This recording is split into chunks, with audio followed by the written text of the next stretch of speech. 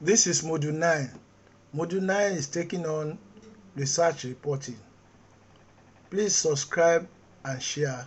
And don't forget to press the bell like button on the right side so that future presentations will be sent to you digitally. Thank you very much. Besides, I might add that this presentation is going to center on dissertations and thesis report writing. Thank you.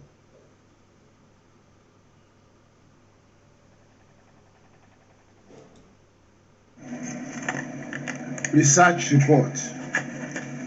A research report is a systematic write-up on the findings of your study. When you have done the findings of your study, which will include your methodology, discussion, conclusions and other aspects, you need to put it in a report form. And this report must follow a definite style. It has a definite format which you must follow in order to communicate the outcome of your research work. Now, there are many types of research papers and reports. It's not just a single type. There are so many types. Your research report can be on a literature review, can be on journal article publication, articles just for publication. Then you can have a document review, content analysis, which is the document review is just concerning review of some document in order to bring out some salient points there or make some decisions or offer some advice as to how improvements can.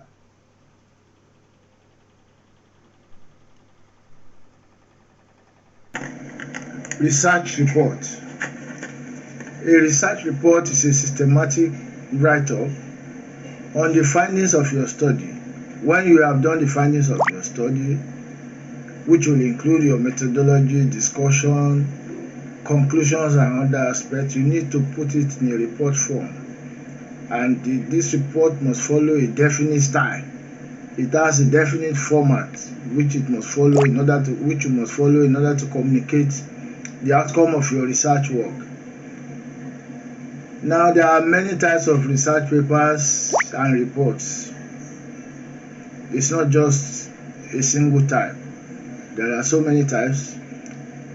Your research report can be on a literature review, can be on journal article publication, articles just for publication. Then you can have a document review, content analysis, which is the document review is just concerning review of some document in order to bring out some salient points there or make some decisions or offer some advice as to how improvements can be made. There is also content analysis.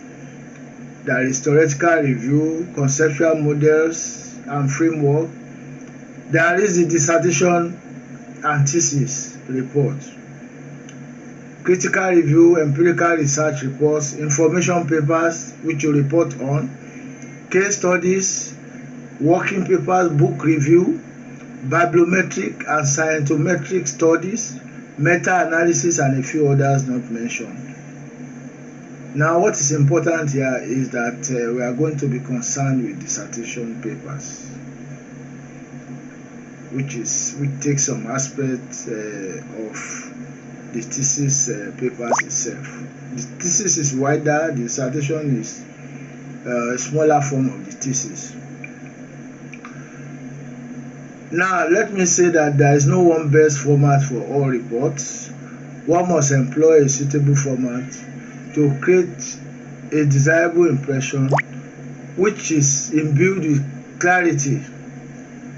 It should be written systematically, as I have said, and carefully bound according to specifications by the department or by the body that requests for the report. A report must use the formal structure that best fits the needs and wants of its readers. So not only the needs of the department, but anybody that picks it up must be able to understand with clarity what you are trying to communicate. Here, as I have said before, we are concerned with dissertation report because that is what we will be requested to write for the purpose of our graduation. And the presentation format is for undergraduates, although postgraduate can make use of it too. Some will not, as it's basic research report for undergraduate and maybe postgraduate students as well.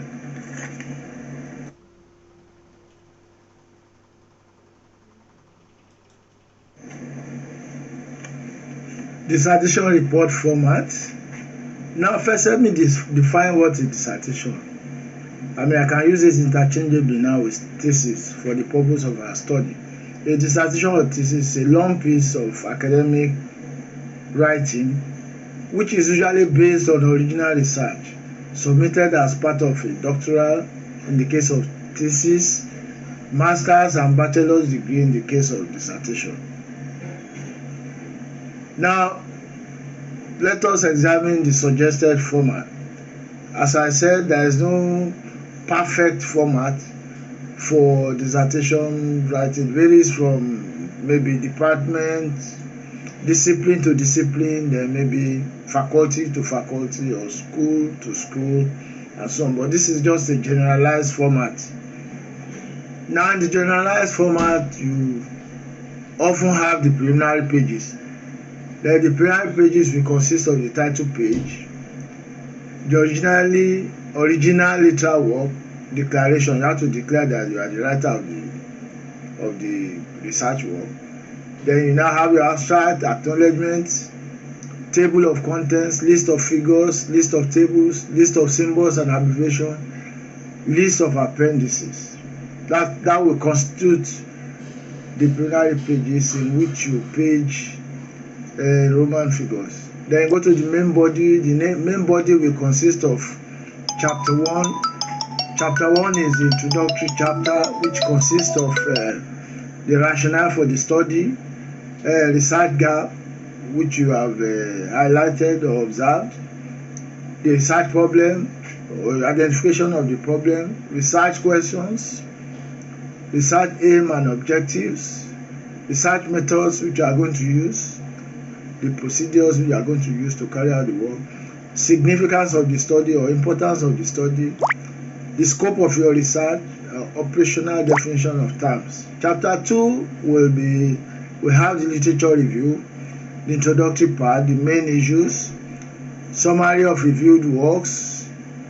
Then you compare and contrast. The literature review will consist of the summary of reviewed works. You compare and contrast and evaluate the methodology. Then you conclude on the literature review. We shall talk about this later, but this is just an outline. Then you have chapter 3, methodology, which speaks to the procedures and the study of the methods themselves. Then chapter 4, you have results and analysis, which will include findings and discussion. Chapter 5, then you have conclusion and policy implications.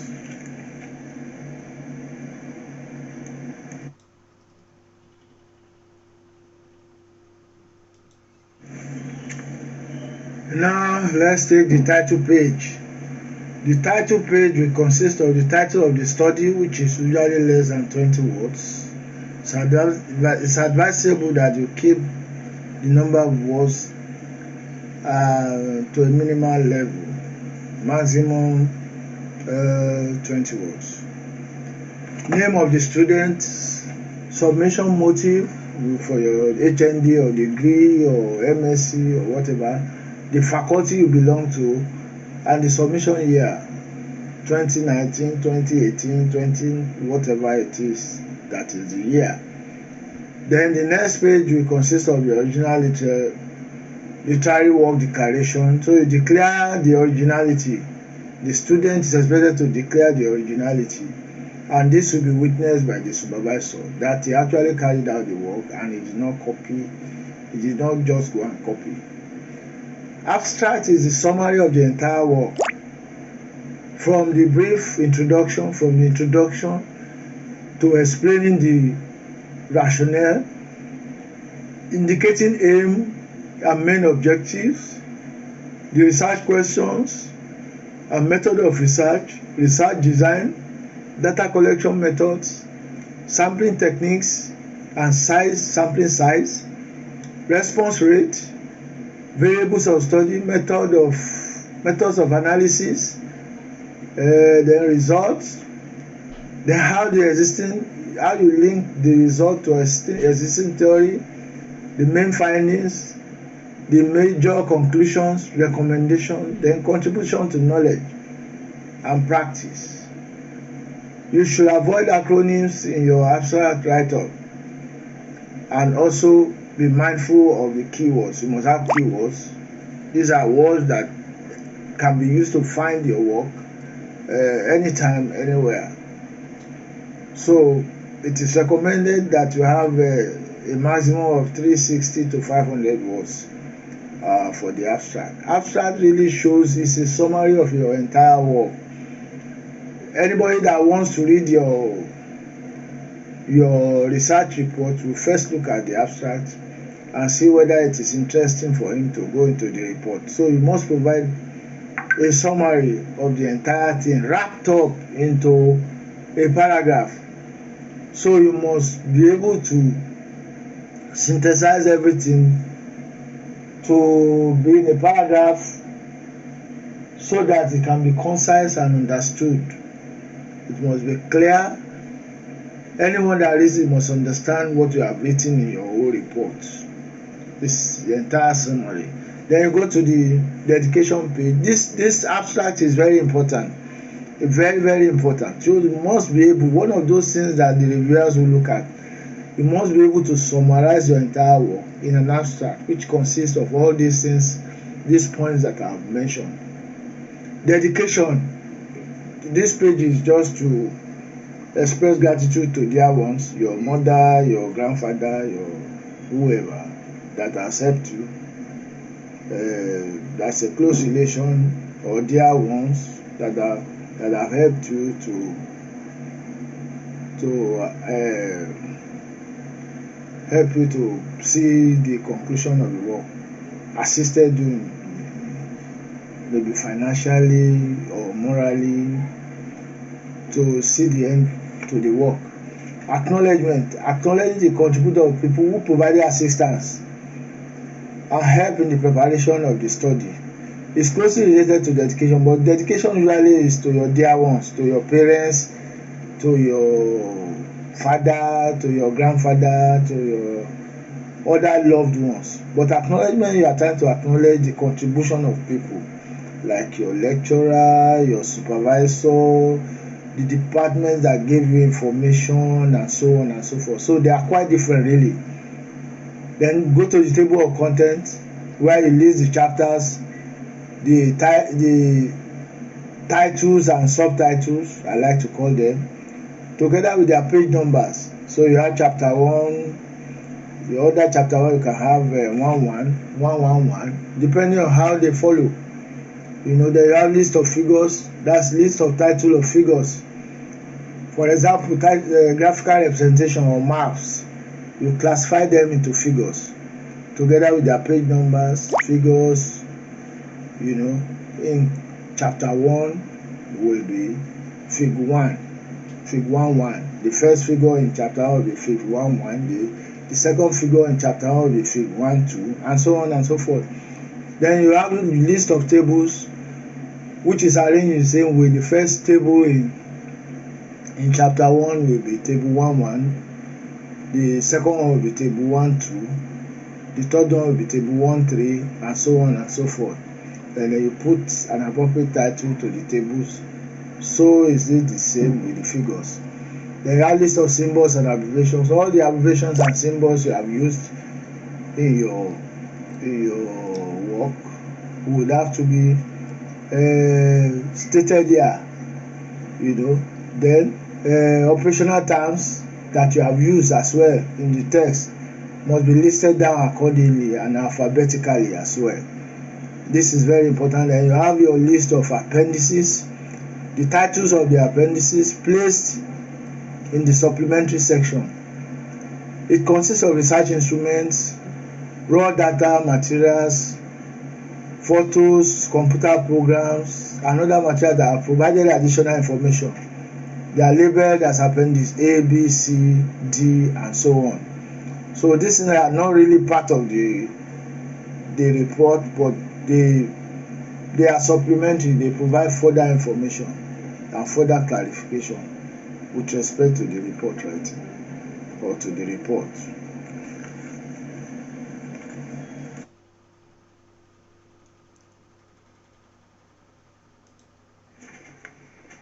Generally, we start from introduction.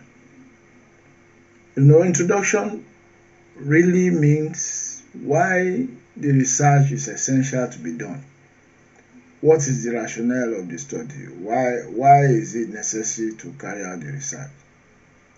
So in consideration of the research problem area, that's the first. You just start by considering the research problem area in a wider context. That can turn that to be background study or provide background information by trying to identify the problem area in a wider context, and you create a research space because you need it. You have to create a space within which you can operate. So you justify the need for the study in the context of what is already known. You need to do that. If you don't create the space, there is nowhere to stay, and there is no basis for your continuation of the writing. Why do you need to undertake the study, and of what importance? Then going further or going forward, we are talking about the rationale here. And the rationale, there are three ways of to indicate the rationale of the study.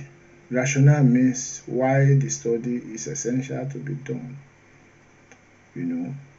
Then having defined the research problem area in a wider context and created a research space for yourself, you need to indicate the rationale.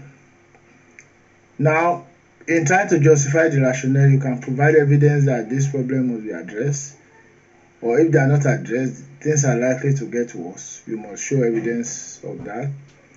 Cite previous studies in that locality that indicates the problem is getting worse. There's a problem on hand, and show that that problem must be addressed. Indicate that the lack of studies is serious. If it's a neglected area, you must show that there is lack of studies, maybe by your literature mapping, and show that the neglect really exists, and therefore it is important to fill the gap. Gap arises when there are conflicting findings too. In an area of research, the findings are conflicting, and you need to contribute your own. You need to contribute to the debate as well, to provide further insight into what is being studied or what is being debated. And it may arise also from your curiosity to discover new facts, theories, principles to understand and explanations of social phenomena. So you wish to discover new facts, new theories, principles. So this must constitute your rationale and partly your motivation as well. So let the readers understand the urgent need for a solution to the problem. You must show that urgency that the problem requires. What has gone wrong actually, and the potential threats. It could also be a desire to understand some cause and effect relations, or to discover new theories, facts, principles, generalization, concepts, and so on. Or it may be born out of curiosity or necessity, understanding and explanation of social phenomena, emerging problems and threats. By the time you pay attention to all this, you would have paid your dues as far as the introductory part is concerned, and particularly the rationale and motivation for the study. So you need to show why the research is essential, and these are the ways to show why the research is essential. And if you are writing a research, you take the appropriate points out of what I have highlighted here and use it. And if you have others that are peculiar to your study, you can also add it to it. Then again, you must indicate the focus of your study. You know, if you are talking about, for example, if you are talking about industries, you must be able to state whether you are dealing with process industries, car industry, or whatever different industries that they are. You must specify which one you are attending to, because that will help to define your scope of study. Your study must have a scope, and this scope shows your limited, your focus, your area of focus must be well defined, so that nobody starts asking you things that are outside your scope. You know, and you also indicate your major expected outcomes, the outcomes that you expect from the study. All this must form part of your introductory part, which is chapter 1.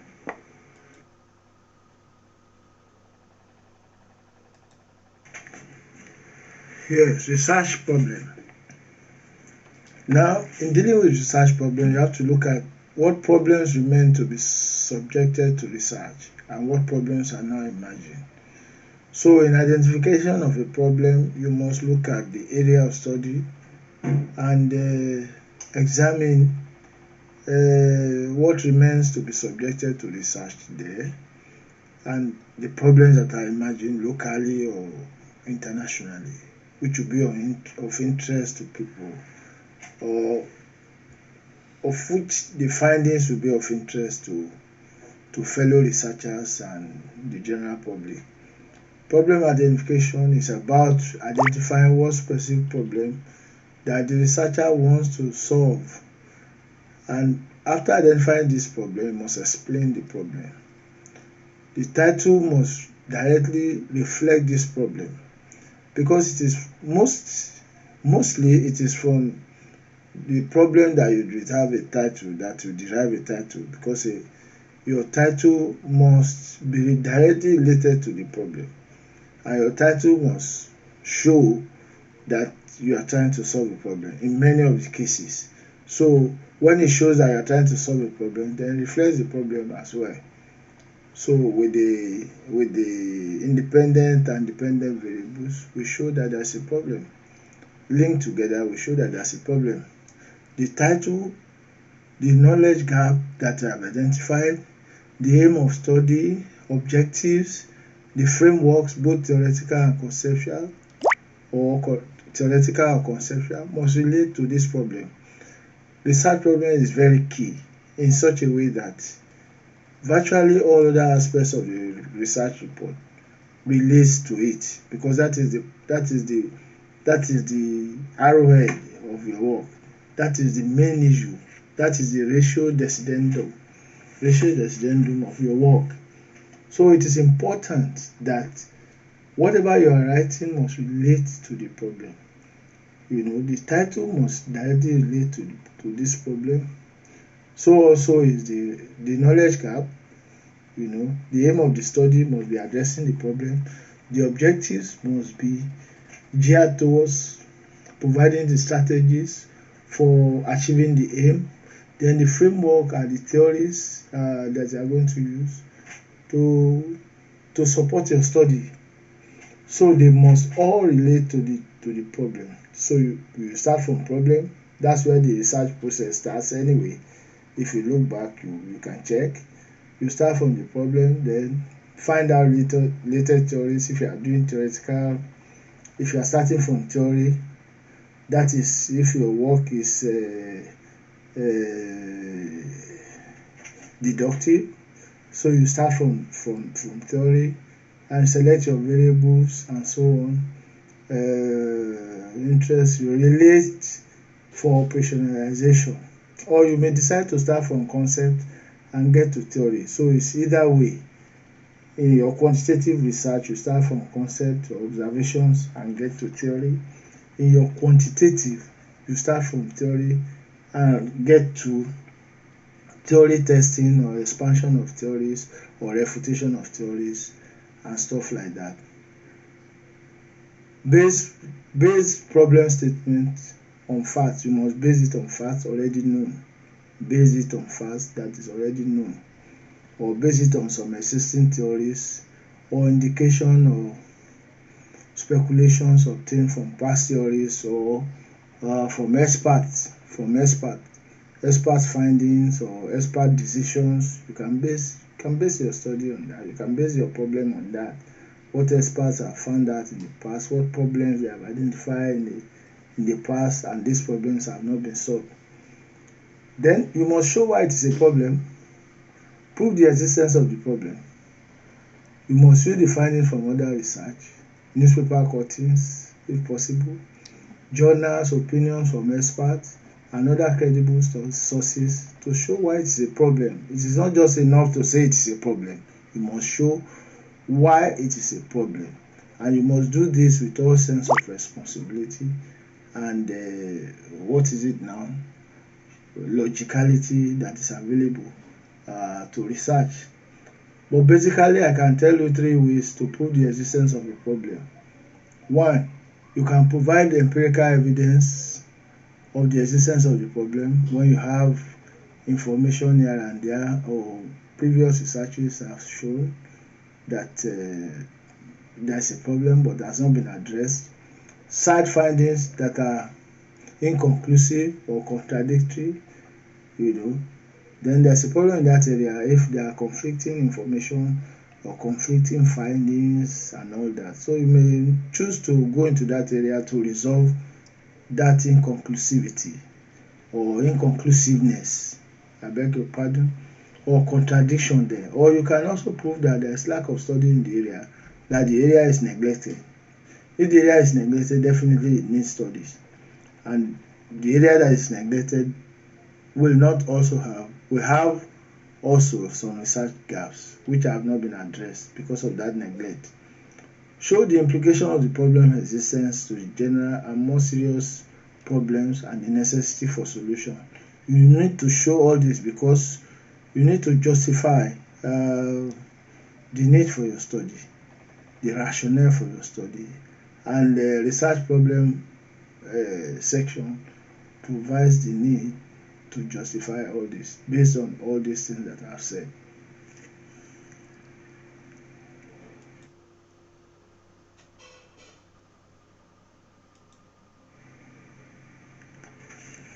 Now let's examine the issue of research gap. It is necessary to have a gap in your study which you are trying to fill. Otherwise, if you don't have a gap, you may merely be repeating what others have done, what they have addressed, and your work may have little or no value attached to it. So you must be addressing a problem or trying to solve a problem which is for the benefit of your department and the society at large. The research gap is often articulated into a problem statement. If there is a gap, you can articulate it into a problem statement because you have proven that there is a problem and that problem has not been addressed. Then obviously there is a gap. So, and the problem often indicates the research gap. If you look at it that way, it will be very easy to understand what research problem and research gaps are. And that gap needs to be filled. If there's a gap, it needs to be filled. Then what you should note in research gap is that some students have great problems finding research gaps, but research gaps can be obtained from future work specifications in previous researches. Previous researches have been done, and you can look at the further research, areas of further research, or recommendation for further research. It means those recommendations are meant to be fulfilled by upcoming researchers. They have not been addressed before, probably, and or there is little or scant evidence that it has been dealt with, and you want to go into such an area. So you could do a literature mapping in which you have read widely for your literature review and note the areas of concentration of the authors and the areas of least concentration. So you can from there determine areas that have been neglected and areas that don't have adequate coverage in terms of research work. And you can go into those areas and fill some gaps there. or a group of experts may have identified some problems in the past, which you want to research into. Usually it is a novel idea, or the novelty comes in there because often you are the first to go into it. You are new in that field. I mean, how do I put it now? You are trying to explore something that has not been done before, or you are trying to expand on what has been done before. You are either trying to find new theories about a new phenomenon, or trying to refute theories that have been propounded before, or you are trying to expand it. So there are also limitations in the various related studies which you can explore too. If the previous researcher could not do so many things to make his work perfect, you can improve on that.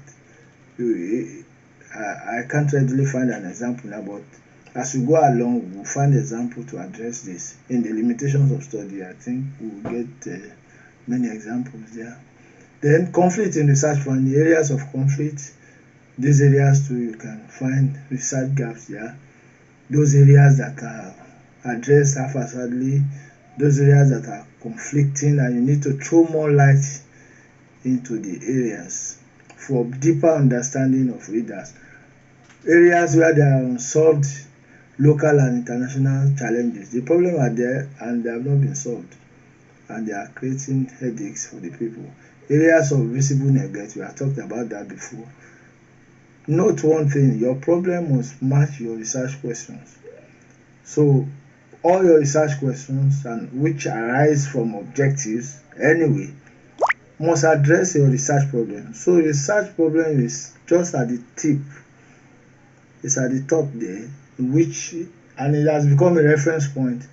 As you walk along, as you continue to write your report, you must relate research problem, or you have not addressed the research problem, then you have not done anything. So that is why, as you go along, the aim of the title, the aim and objectives, research questions, methodology, and all the other aspects of the report must align with the research problem. This must be taken note of.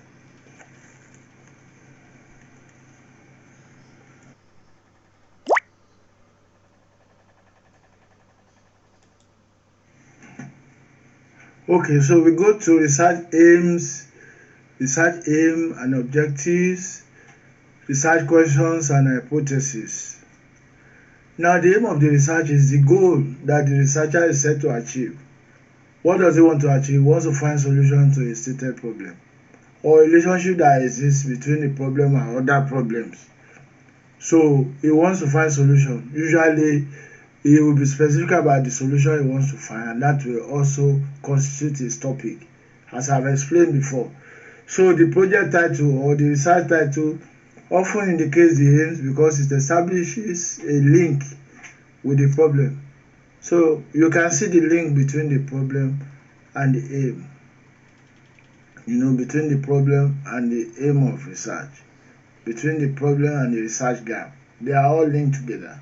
So we must find those links if we have to understand all this. So the aim is the goal of the researcher, what he wants to achieve, and usually the title indicates the aim, because you will have seen it in the aim, what he wants to achieve, and that is closely related to the problem at hand. The objectives or purposes of the study, they are the modes and strategies for the attainment of the goal. If you set a goal, then you set the objectives, how to achieve the goal. You may have 1, 2, 3, 4, 5 objectives, but usually for undergraduate and masters, 3 to 4 objectives are just okay.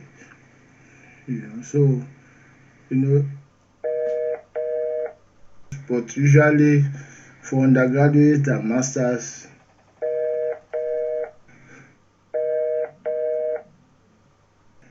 3 to 4 objectives are just okay. So how to achieve the objectives, the goal will constitute your objective. The objective could be to find a relationship, to test a model, to determine critical factors. All put together will be to achieve the aim of the research. Purpose, objectives of study must be such that the writer must investigate. You see, why you should not have too many objectives is that you must investigate all your objectives in this study. In the study, you must investigate all the objectives. So if you have 5 objectives, you must investigate all of them and reach your outcomes. Get outcomes, research outcomes, credible outcomes, valid outcomes from all the objectives. The objective could be to find relationship. I said that before. So it is very important that you make sure that your objectives of study, research questions, hypothesis should be subscripted to form the core of your questionnaire.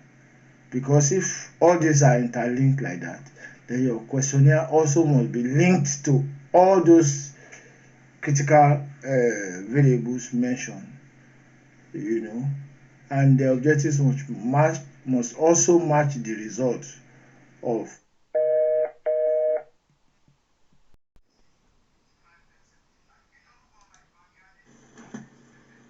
Okay, so we go to research aim and objectives, research questions and hypotheses.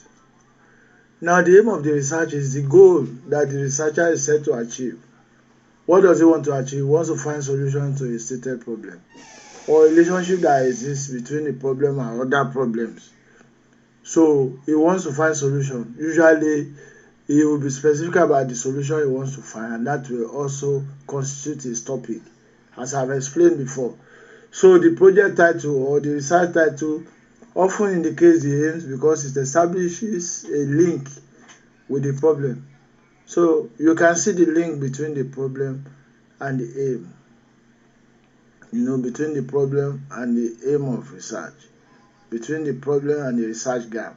They are all linked together. So we must find those links if we have to understand all this.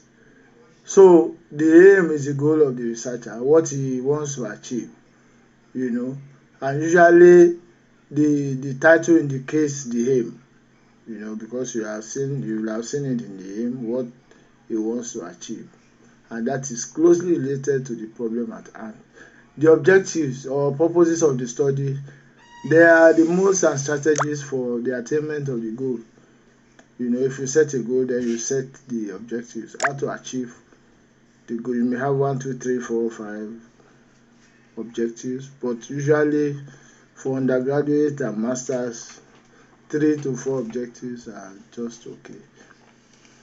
So how to achieve the objectives, the goal will constitute your objective. The objective could be to find a relationship, to test a model, to determine critical factors. All put together will be to achieve the aim of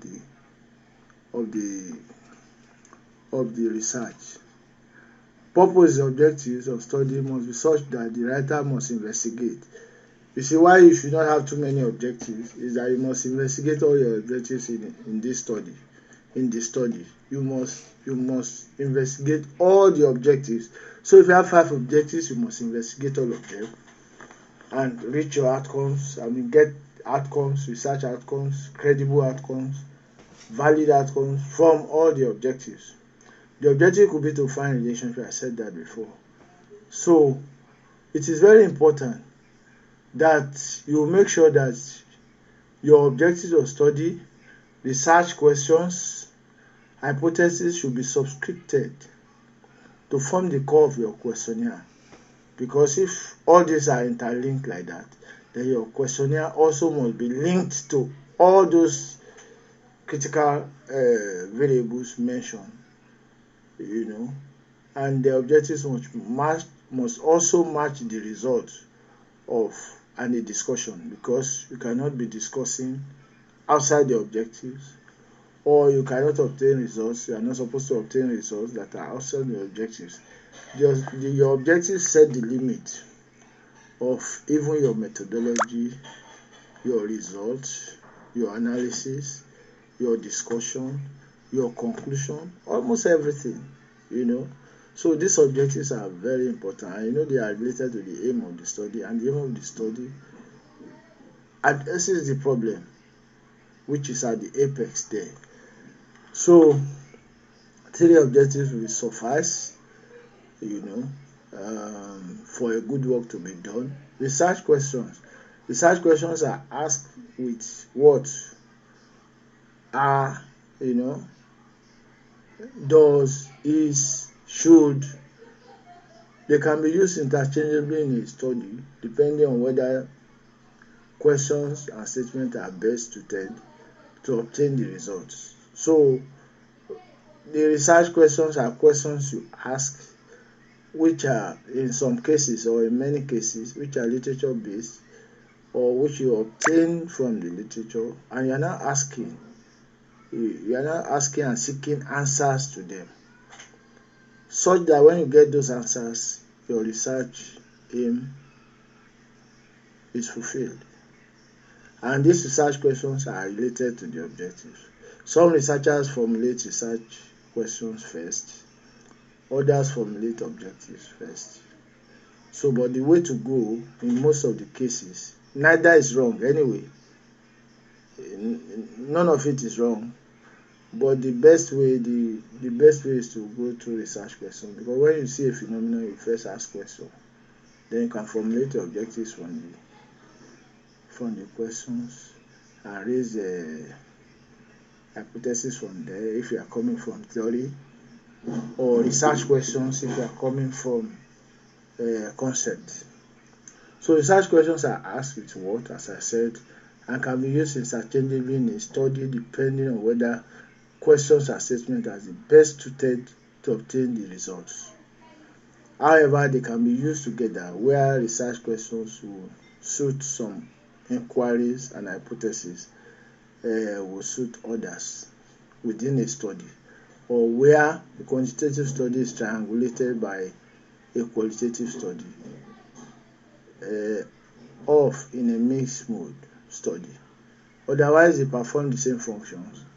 Hypothesis take the form of testable statement. There has been some misunderstanding about research questions and hypothesis, but I think it's very clear. For qualitative studies, you tend to go by way of research questions, and for quantitative, straightforward hypothesis. But there are some studies where you have to combine both, depending on how best you think you can obtain answers to your questions. Either go by way of research questions or by hypothesis. It depends on how best you think you can get answers and do justice to this to the research work. So you have to determine that they can go together, and they may not necessarily go together. They can go individually, at times, depending on which is better. Is it the question or the hypothesis? Because they basically address the same issue of trying to find answers to the problem. One is coming by way of questioning, the other one is making statements which are testable about an unknown population parameter. So it really depends on how best the information you want to collect you think can come from use of research question or hypothesis. I think we'll deal with hypothesis later on. But research questions are just questions you ask for which you raise answers that will meet your aim, that will provide answers you get will give you a clue to the outcome of your research when you analyze it and all that, and you're able to come up with a valid research outcome. Hypothesis does the same thing, but comes by way of statement which you have to test by using the alpha and other variables to test whether it is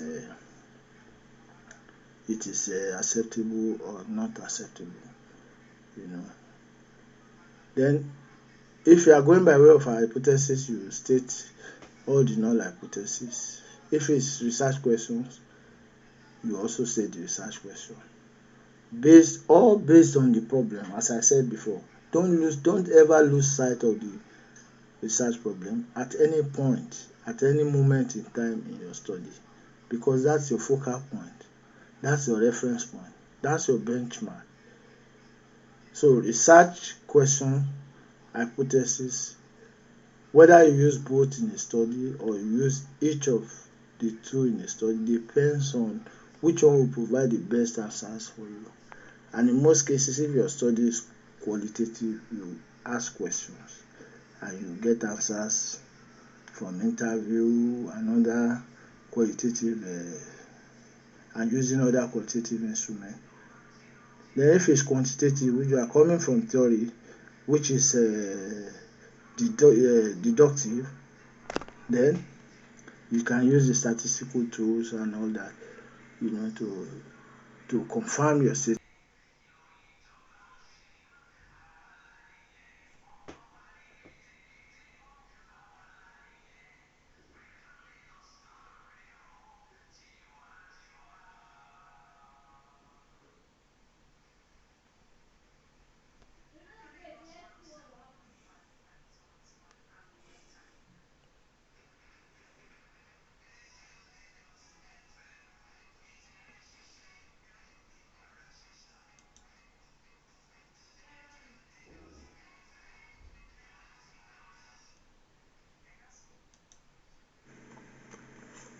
An important part of the dissertation report is the significance, scope, and methods. Significance also means importance. Significance of the study means importance of the study, justification of the study, or relevance of the study. The primary question here is who will benefit from your research and how will they benefit? That is the primary question which you have to address here under significance. Now, what will be the contribution to knowledge, research, and practice? What will be the contribution of your work? If this study is successfully carried out, what will be the contribution to knowledge, research, and practice? At least one of the three. If it contributes nothing to knowledge and research, which is also knowledge, and practice, which has to do with public policy and so on, then what are you doing? So you have to explain this, why you have asked each of the research questions. That's the second point. The research questions you are asking, you are not asking them from the moon. You probably got them from your literature review because you have read widely and you now know the questions to ask. And you can explain why you are asking those questions. This gives value to your work as well. You don't just ask questions anyhow. It must be well thought out questions, and questions that are logical, based on critical thinking, and supported to some extent by literature. Now, you must be able to do that. That suffices for significance. For scope, which means the limitation of the study. The researcher, you must limit the scope as a researcher so that you can properly focus on just one or two aspects of a wide problem area. For example, you are talking about residential property, you must limit the scope to whether it's low income, medium income, high income, or low density, medium density, high density, or what else? You can limit in many ways. Talking about commercial property, is it office or is it shops? So, if you're talking about even shops, is it retail or wholesale? So you try to limit your study so that you can address the issue relating to that limitation, and you can point out what aspect of study will be covered and what aspect will not be covered, so that it is known from the get-go that this is an area you are not covering for whatever reasons, and this is the area you are covering. So that limits your scope and saves you time. The methods, you just outline the materials and methods to be used.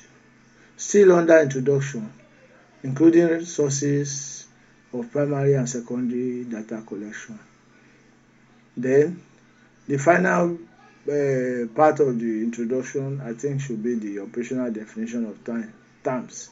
So you define the variables you are going to use by how it is going to be measured in your study. For example, that is called construct. For example, it's not a dictionary definition as most people think. You state the variable as you want it to be understood in your study. As you want it to be understood. Let me give an extreme example. If, for example, you take man as one of your variables in a study, and under your interpretation you can interpret man as even as a woman. It's an extreme example, I said, but you can define man in whatever way that suits your studies, but make logical sense anyway. So the example of defining a man as a woman may not perfectly fit into it. It must be a reasonable and something that is tangential to your study and that help your study to be understood by readers. So you can decide on how you want to interpret what variable. That's operational definition. It's not a dictionary definition. So, for example, if you want to define rent in your study and you are studying low income, tenement building, for example, then you can define your rent as rent paid by a tenant in a tenement building. That's not in the whole definition of rent. Rent is what is paid for the use and occupation of a property. That is generic, but you are sort of specifying how you want it to be understood in your study. I'm taking pains to explain this because I know that many people don't understand what operational definition, the definition that you operate in your study. So if rent is seen there, it is understood to mean what rent a tenant pays in a tenement building.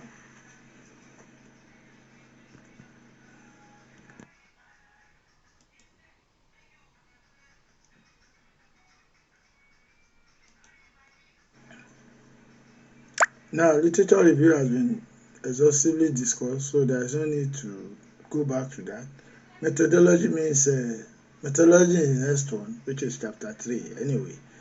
How the research was conducted, that's methodology for you. The methodology is the study of the methods. That's what methodology means, study of the method, of the research method. So, and what are research methods? They are the tools, techniques, and processes by which researchers obtain data. So, methodology is about the principle or the study of the methods. So, you have two things to do here. One, you have to state the procedure, which is the methods. You have to discuss the methods and talk about the study of the methods itself. So you have to talk about the study of the methods itself. Apart from discussing the methods you are going to use, then you must study the methods. Make sure they are the appropriate methods. Get the advantages and disadvantages, and why you have chosen a particular method over the other. It's very important that you get all these things done. That's why it's not chapter 3 is not methods. It's methodology, because methodology is a combination of methods and the study of the methods. So methods as tools where you obtain data. The methodology is about principles that guide the research practices. Therefore explains why we are using certain methods and tools. But by and large, each method must address each objective. So you may have many methods in a methodology which you are going to use for a particular study, but make sure that each of the methods addresses each of the objectives. It may happen that a method may address 2 objectives, no problem about that, but make sure that the method, it's well stated and clearly stated too, the method that addresses the objective. Which objective? Methodology must address the problem, I've said that before, via the objectives, and once we get the link between all these things, the aim, the title, the research questions, the objectives, if there is a hypothesis, there are hypotheses, and the method also, they must all link, they must all interact. Then, as I said, also you discuss the methodology. You have to tell us why you are using what you are using, has it been used before, where was it used, and so on and so forth, to justify your methodology. But what does methodology encompass? Well, sample design procedures must be stated, the unit of study, what and who is being studied, the sample size also is important, number of population elements that are selected for a study, which is usually in samples rather than census survey. You take a sample from the whole population and you assume that the sample is representative of the whole population. I think we have discussed that in the past. The rationale for choosing the size, the sample size, either you are going by way of formula or you are using the power analysis, or you are just simply multiplying the number of variables by 10. You must state how you got your sample. You must state it. The reader must know how you got your sample size. It must be known. But the best way is to go by way of power analysis. But that may be too advanced for undergraduate. But you can use number of study variables multiplied by 10. Then that gives you a fair idea of what your sample size should be, although there are formulae that are available for determining sample sizes. Data collected, data instrument, collection instrument, maybe through observations. We have discussed this before: interview, experiments, survey, questionnaire. So you must state that under your methodology, that must be stated. Then the psychometric exhaustively discussed, so there is no need to go back to that. Methodology means methodology in the next one, which is chapter 3 anyway.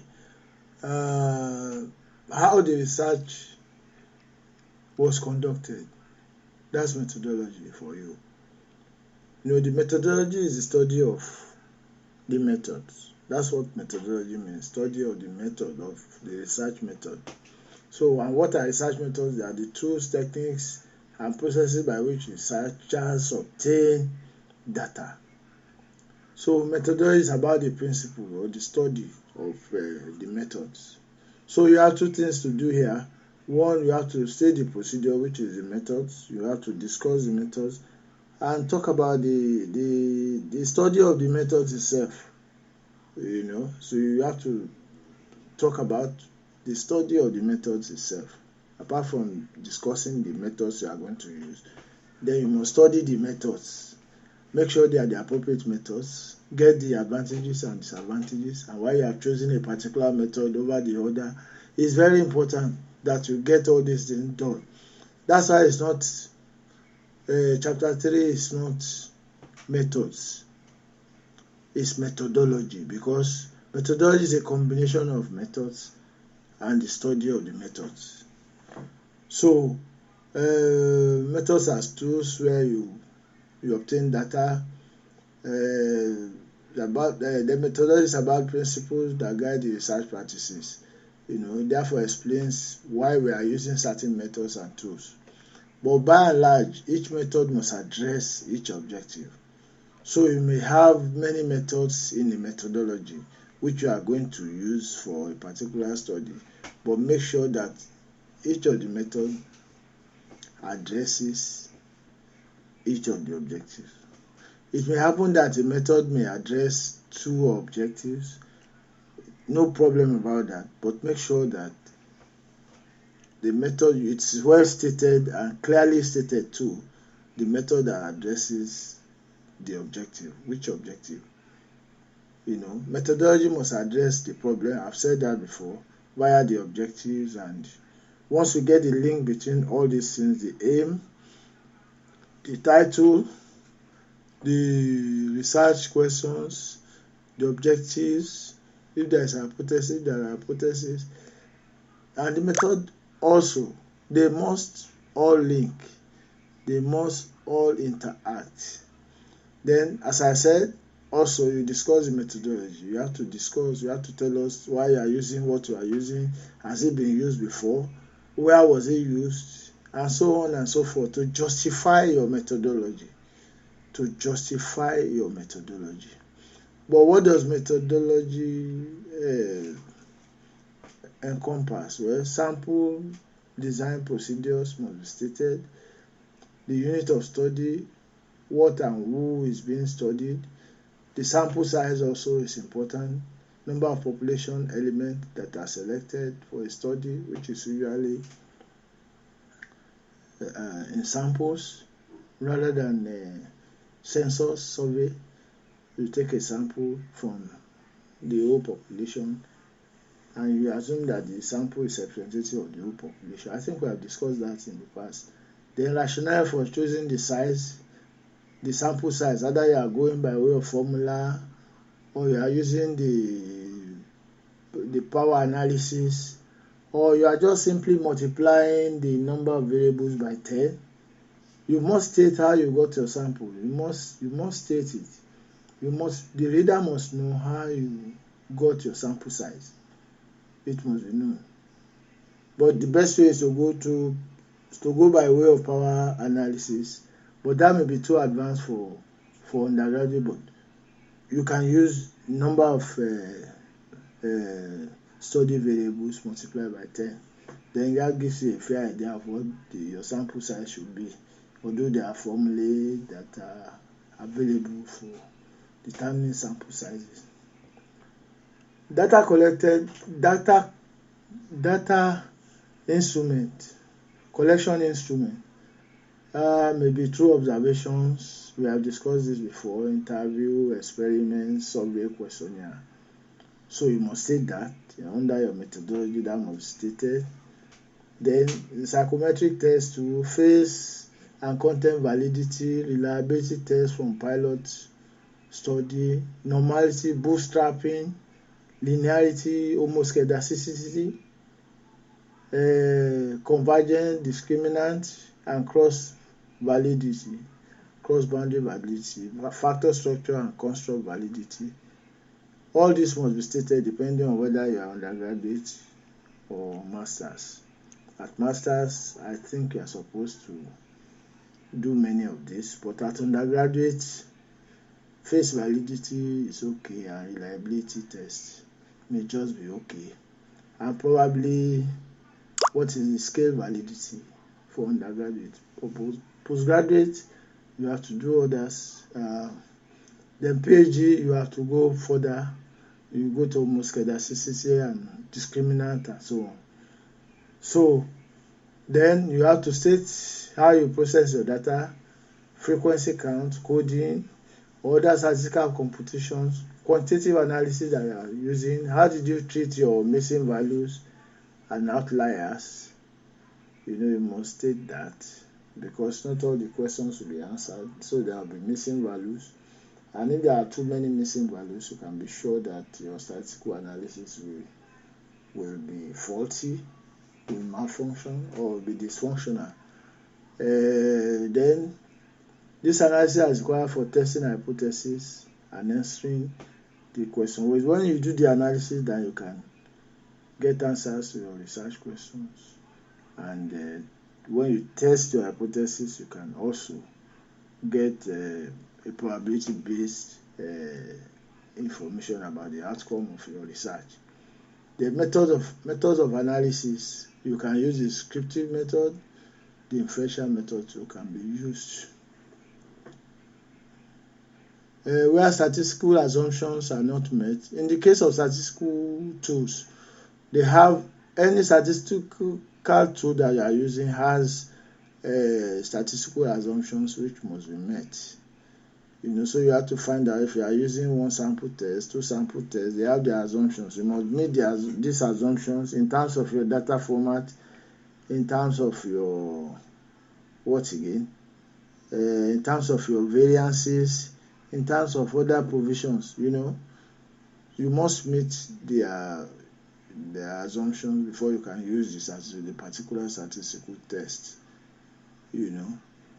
Then your methodology usually will have limitations, so you must be able to identify those limitations, the strengths and weaknesses of the methodology.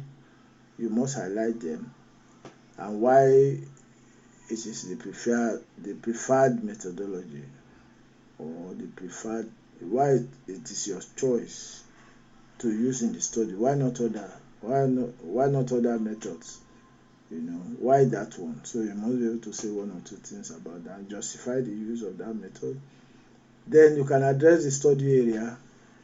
If there's a study area in your study, then you can also address that, describe the study area, give information about the study area. So and the information must be adequate so that it will be easy to relate with the study area and your research outcome.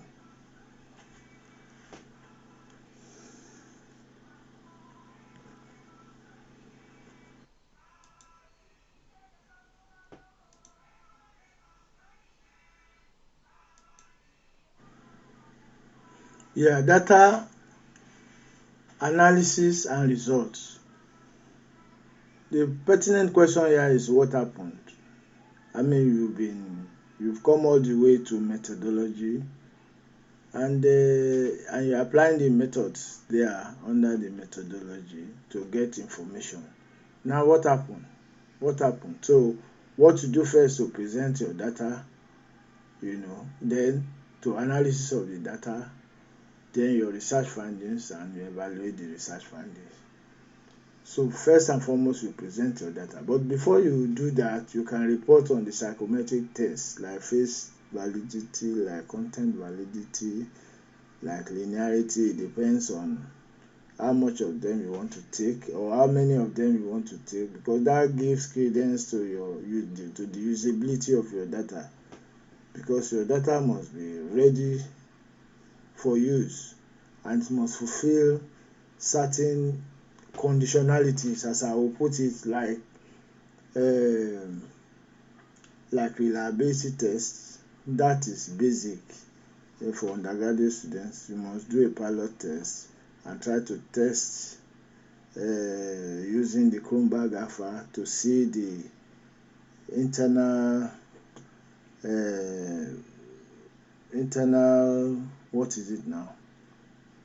of the responses, how they are internally I've forgotten, but internal of the responses, how the responses are related. Internal, they must not be too close, otherwise they'll be answering the same question.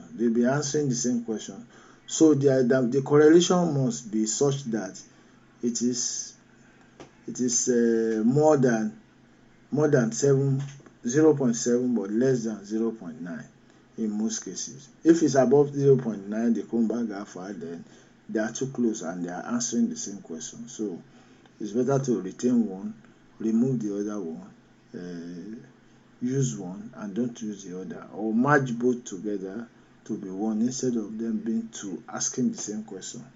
So the internal, I can't remember this particular word that is after internal of the responses. So it is important. Then you show respondent characteristics and classifications, frequency distribution given the tables. You are presenting the data and at the same time you are showing the response. Then presentation of descriptive data, that's result from questionnaire responses that will provide answers to research questions or the hypothesis. Then take research questions and hypothesis one after the other. As I have told you before, they must be addressed according to the objective.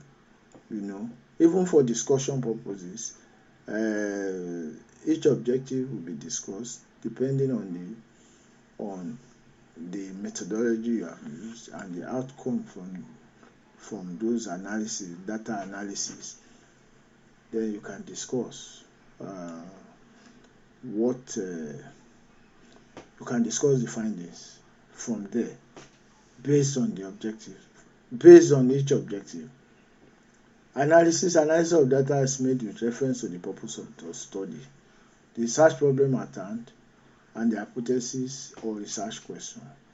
So results testing, you can use applicable statistical tests to accept or reject the hypothesis. Presentation of findings from survey responses. From the responses to each of the questions in the questionnaire or other instruments, what are the indicated findings for each of the analysis and results presented? So you must present them separately according to their objectives too. So it must be clear, crystal clear, what you are finding out about each objective. Must be clear what you are finding out. Don't lump anything. Nothing should be lumped together. You must be crystal clear about what your result is. So this particular slide addresses the data which you present. You present your data. You analyze it. You analyze the data based on descriptive and inferential statistics you use to analyze, and you can come out with your outcome with probabilistic outcomes which you can further process again. But you have to, don't forget that the psychometric test is important because that is the basis for using the data. So and respondent characteristics show the kind of respondents that you have interviewed, that they are the right kind of respondents to interview. Then you show frequency distribution, which you further analyze. You can rank that later on and find out what the rank of each answers will be, and you, on the basis of that, present your descriptive data from the questionnaire responses, and so on and so forth. It is not a difficult thing. It's just a question of knowing exactly what to do, and this provides a sort of guide as to how to go about it.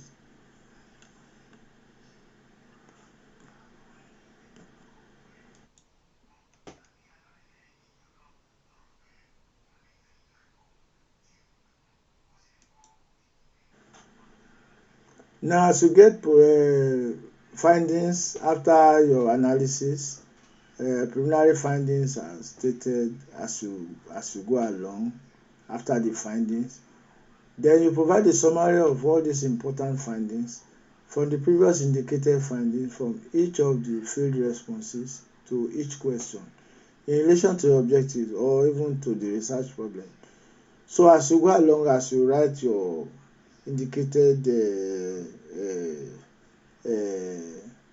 findings, you now assemble them into a summary under summary of findings, which provide the summary of important findings from the previous indicated findings, to each question. As you are getting the question, you are also bringing out the findings, what they indicate. You are trying to explain what your result is, and in relation to your objectives. Then how does this findings support other findings and other ways of interpreting the findings? You have your own interpretation of the findings, which must be logical and based on critical thinking and understanding of this research area. Although your understanding now must take a different shape, must be based on the data you have collected from the field. You are not expected to veer away too much from that and getting abstractive. So you sort of think of other ways of interpreting the findings, because when you get a result you can interpret it in so many ways.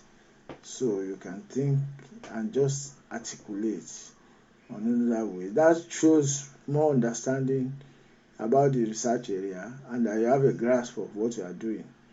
Then you go to discussion. Discussion really means, so what? Okay, if you have done all this, we have come this far. So what? What the result? What does the result and finding? What do they mean? What do they mean? All these results that you are telling us now, what is the meaning of those results? That is the question to ask here. What is the meaning? What does it mean? What does it mean? It means interpretation and deeper evaluation of the finding. It means that you must interpret your findings. You must interpret, because discussion is about interpretation of findings. So what does the result mean? So you have to tell us what it means. You have done the analysis, you have collected results. So what does your result mean? So it means interpretation. You must interpret this result and provide deeper evaluation of the findings. Yes. What does it mean?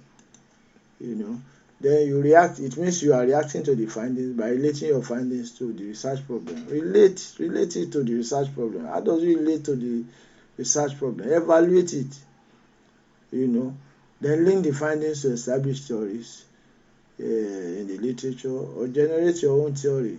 If there is any new relationship you have found out, explain this relationship, especially if they are causal. They are causal relationships, you must be able to explain them. And you are providing new theories by doing this, by trying to explain them. If it becomes acceptable and stable by a period of time, it becomes theory. Then you must show how your findings are different from others. It is not useful to have all your findings the same with what others have been finding. Then what gap have you addressed? Since you must address a gap, there must be something different that you have found out, which is different from others, and you must be able to highlight this. Each person carrying out the research, each researcher will have to sit down and think, because there's a lot of flexibility that you must put to practice under when you are writing the discussion section. Then compare your results with your expectations. What were you expecting? Did the result come out as expected? If it didn't come out, why? Why didn't it come out like that? Are there some intervening variables which you have experienced during your studies that have changed the course of the findings? So explain your unique contribution.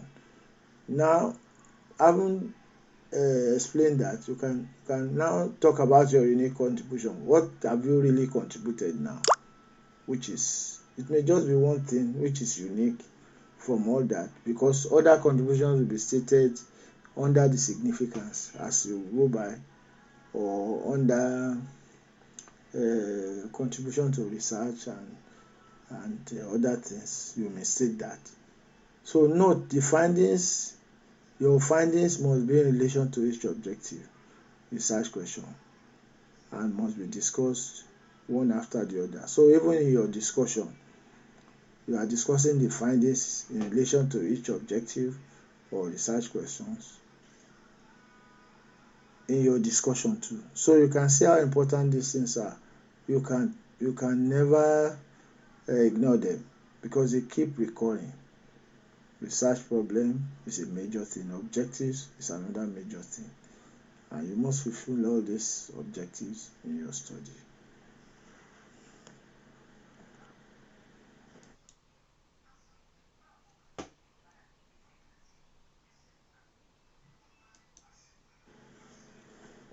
Conclusion and policy implications. The primary question here is, what have we learned? What have we learned from all these things you are writing? What can we learn from them? What have we learned? So, but conclusions is a short, precise, concluding remarks that reinforces or that reinforce the originality of your work, which must relate to the problem. So you see, the research problem keeps occurring at every stage, even at the concluding remarks stage. You still must discuss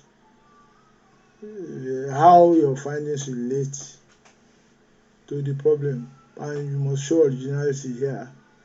You must show that you are not concluding the same way others have concluded. There must be something unique in your conclusion that relates to your research problem. So again, you must know that your conclusion must be drawn from your findings in relation to each of the research objectives. Your conclusion must be drawn from the findings. Don't draw conclusion from what you have not found out from your field work.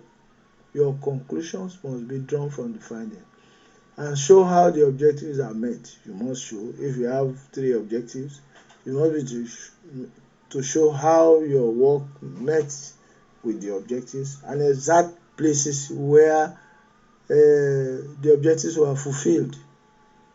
You must be able to do that. If you are not able to do other things, you must be able to do this. How did you meet your objectives, and where in the report? Where? Now you have made some findings. Can we generalize these findings?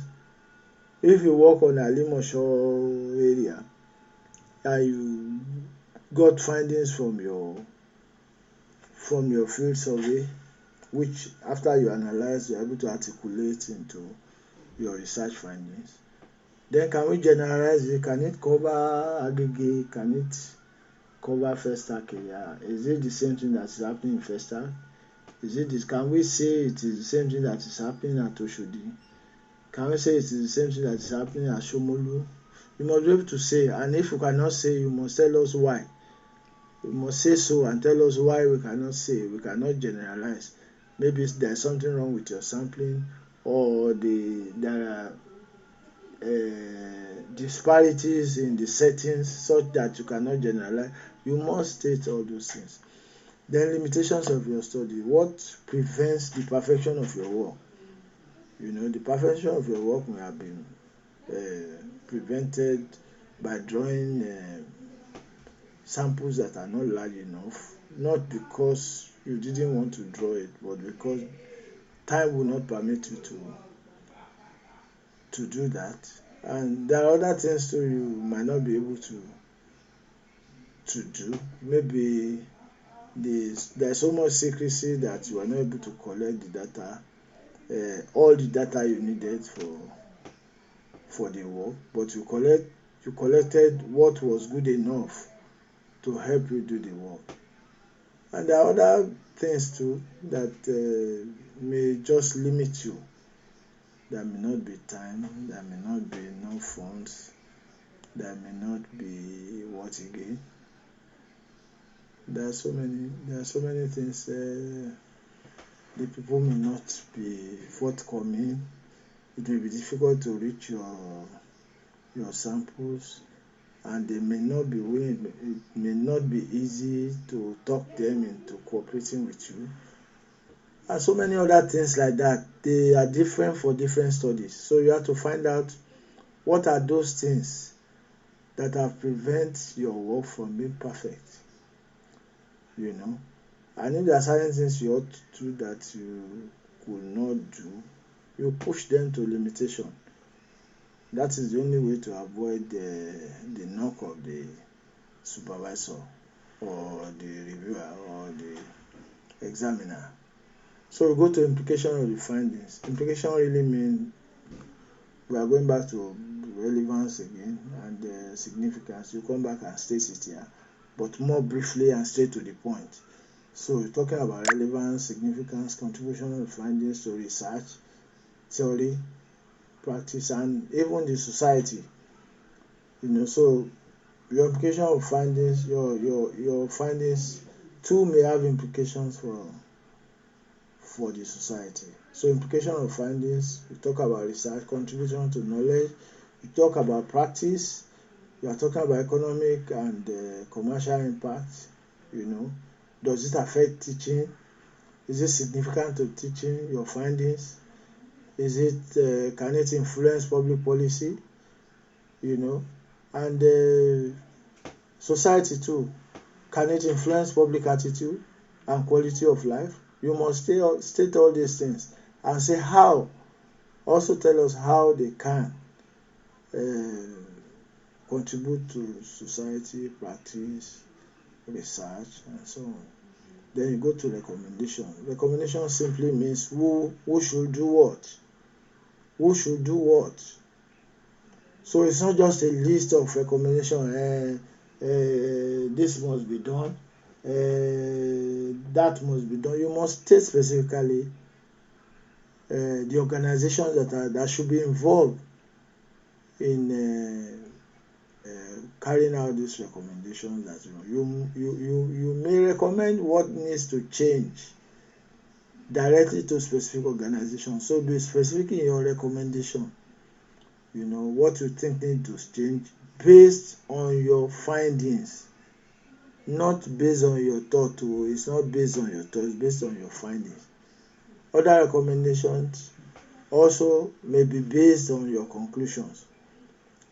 Then you have recommendation for future work and further research, so that others can also draw their problems from your recommendation for future work. They can also identify problem areas from your future work and further research, because you are recommending for further research means that you did not cover the area.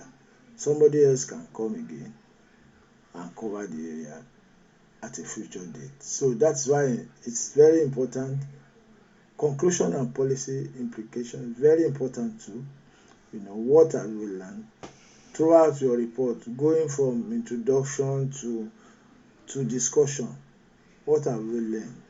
You have to be able to come out clearly to show us what you have learned, what you have contributed, your limitations, then your recommendations to specific organizations. This is very important. Then future work and future research also gives a leeway to future researchers to work on new problems or identify problem areas for their work too.